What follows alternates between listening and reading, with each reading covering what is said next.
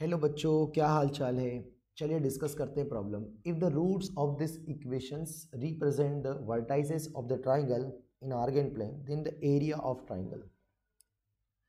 तो सबसे पहले हमें Z cube plus iota Z square plus 2i के हमें रूट्स फाइंड करना पड़ेंगे।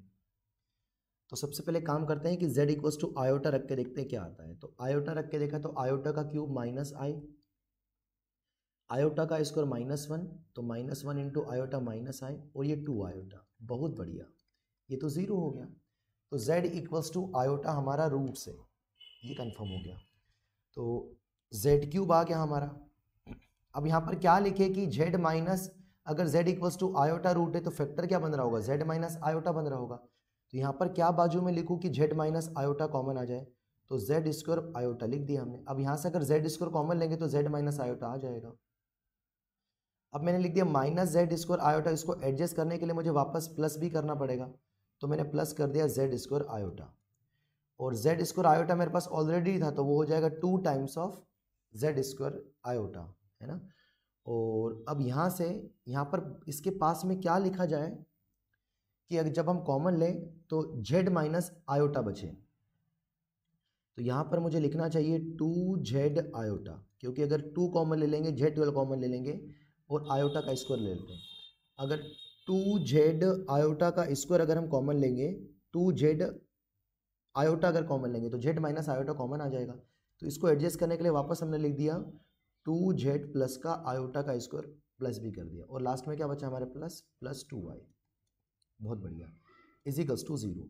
तो यहाँ से अगर हम z स्क्वायर कॉमन लेंगे तो बचेगा मेरे ख्याल से यहाँ पर z माइनस आयोटा, और यहाँ से अगर हम 2z आयोटा कॉमन लेंगे तब भी हमारे पास बचेगा z माइनस आयोटा, और ये आयोटा का स्क्वायर -1 होता है, तो अगर यहाँ से -2 हम कॉमन लेते हैं तो यहाँ से बचेगा z माइनस आयोटा। तो तीनों में से हमारा z माइनस आयोटा कॉमन बाहर आ गया, तो ब्रैकेट में बचा z square plus 2z iota minus 2 equals to 0।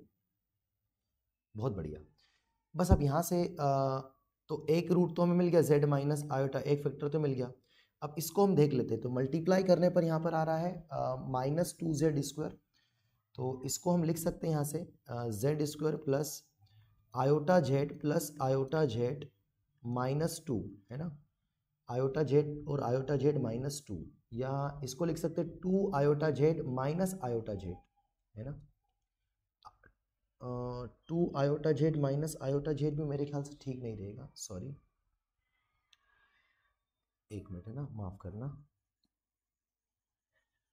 हमें इस इक्वेशंस के फैक्टर निकालना है ना।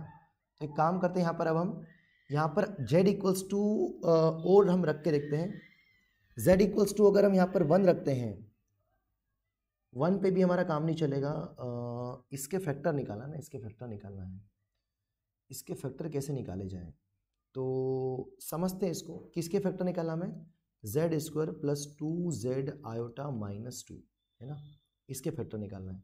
तो अगर आप z प्लस आयोटा प्लस 1 का multiply z plus iota minus 1 के साथ अगर करते हैं तो हमें सेम इक्वेशन मिलता है। हमें इक्वेशन क्या मिलता है, सेम मिलता है। या तो आप श्रीधराचार्य फार्मूले से निकाल दो रूट्स, दोनों से आंसर सेम ही आएगा। तो टोटल हमारे यहाँ से 3 रूट्स मिल गए हैं। तो एक तो यहाँ से z माइनस आयोटा चल ही रहा था साथ में, है ना, z माइनस आयोटा चल ही रहा था हमारे साथ में। तो यहाँ से हमारे 3 रूट्स मिल गए। एक तो आ गया z इक्वल्स टू भी आयोटा, एक आ जाए z इक्वल्स टू भी माइनस आयोटा -1, और z इक्वल्स टू आ जाएगा एक बार 1 माइनस आयोटा। इन सबको हम रिप्रेजेंट कर देते हैं। तो z इक्वल्स टू आयोटा मतलब 0,1 यहाँ पर आ जाएगा, z equals to -1 minus iota मतलब यहाँ पर आ जाएगा हमारे पास, और अगला आएगा 1 माइनस आयोटा, तो 1 x में 1 और y में -1, तो यहाँ पर आ जाएगा 1 माइनस आयोटा।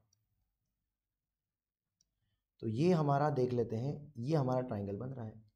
तो ये एक राइट एंगल ट्राइंगल तो नहीं है, पर ये एक जो ट्राइंगल है इसका बेस हमें पता है और इसकी हाइट पता है हमें, है ना, क्योंकि ये टोटल नीचे कितना 1 तक जाएगा, तो ये 1 है और ये भी 1 है, और बेस कितना इन दोनों के बीच की डिस्टेंस, तो इसका हाफ ऑफ जो इसका एरिया आ जाएगा बेस इंटू हाइट आ जाएगा। तो बेस क्या हो जाएगा, इन दोनों पॉइंट्स के बीच की डिस्टेंस, तो हाफ ऑफ इन दोनों पॉइंट्स के बीच की डिस्टेंस कैसे निकालेंगे, 1 माइनस माइनस प्लस 1, तो 2 हो जाएगा, 2 का स्क्वायर 4, और यहाँ से अगर हम निकालेंगे तो -1 और ये तो 0 हो जाएगा, तो यही बचेगा केवल इन 2। हाइट निकाल देंगे तो 2 आ जाएगा, तो √4 होता है 2, तो 2 इंटू 2 4, 4/2 आ जाएगा, तो 4/2 आ जाएगा 2। मतलब सी ऑप्शन हमारा परफेक्ट मैच कर जाएगा। आई होप आपको अच्छे समझ आया होगा। Thank you.